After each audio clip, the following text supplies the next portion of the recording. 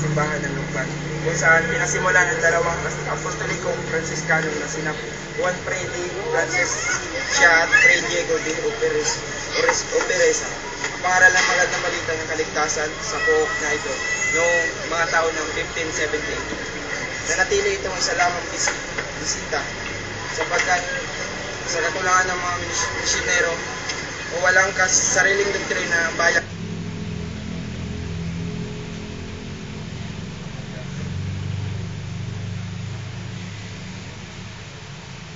ito hanggang sa taon ng 1950 na nga kayo. Yung simbahan ito nangyari sa kahoy, sinalim ng titular na patron na si San Luis Obispo ng Tolosa. Noong 1595, sa pamamahala ni Fray Miguel de Talavera, nag-iba ito noong 1929. Sa panahon ito, nilipat ang bayan sa pook na inalagyan ito hanggang ngayon. At pinasimula ng bagong simbahan, nangyari sa semento at bato. Kahit na may bubong ito, nanipa noong 1610. Ang simbahan ito ay natapos noong 1640, kasama ang konbento na natapos noong 1650. Managisa ang simbahan ng konbento ni Francisco de Herta noong 1683. Nasunod ang lahat ito noong 1793.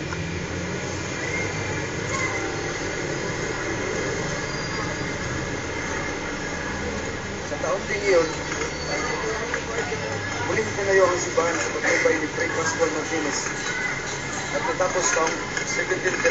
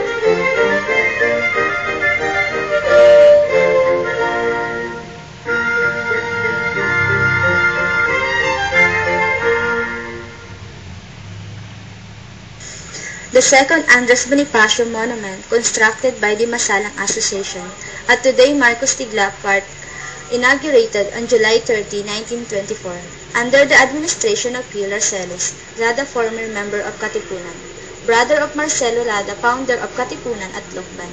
Under Bonifacius and Emilio Jacinto, Katipunan based on Laguna, particular on Majayjay, Luciana, Lukban area. Is there a mystery behind two Andres Bonifacio Monument at Lukban Town Plaza? One of Andres Bonifacio Monument Place, today Marcos Tigla Park, known as Balintawak, inaugurated on June 8, 1924 by the Lukbanin member of Sakana. Lukban, 1578 hanggang 1978. Itinatag ng mga paring Franciscano noong 1578 at naging regular na parokya at bayan noong 1595. Nang panahong ito, pinatayo ang unang panahon sa patron nito ni San Luis Obispo at unang gobernador Silio si Marcos Tigla. Noong 1829, ang bayan ay inilipat sa kasalukuyang kinalalagyan nito. Ipinatayo ang bahay pamalaan na yari sa bato at apog.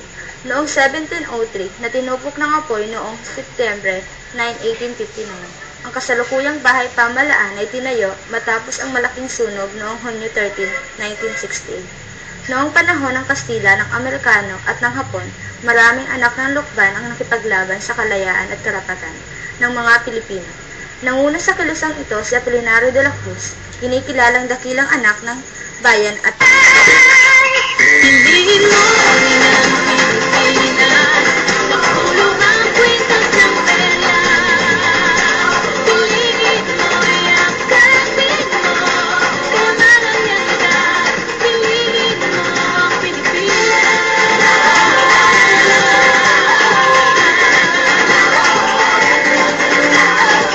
Kasayahang di mapatid, hanggang sa bawat awit. Sama't isip lang isa, mga puso'y lumilipad. Piliin mo ang Pilipinas, makulong ang kwintas ng perla. Piliin mo, yakapin mo, kamarang yan ka. Piliin mo ang Pilipinas.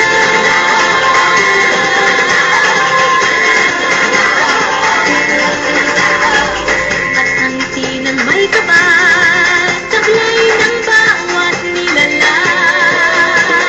May lambing na tumutuyan sa buong pakiramdam. Piliin mo rin ang Pilipinas, makulong ang kwintas ng perla. Piliin mo, yakapin mo, kayamanang yan ka. Piliin mo ang Pilipinas. Dito ay itinadhana, wala nang nakakatawa. Ganap na magniningning, kailan natin magdidilim. Yeah, if you know what I'm talking about. Suitcase in the house, but the party's out. First choice, first love, get at the crowd. Come shout it out. Everybody's gonna dance to this. I see the whole world party in the Philippines. Now with Angelique, King Bueno on the TV screen. She's like the singer, right? Telling you to the drums, right? Shake it up.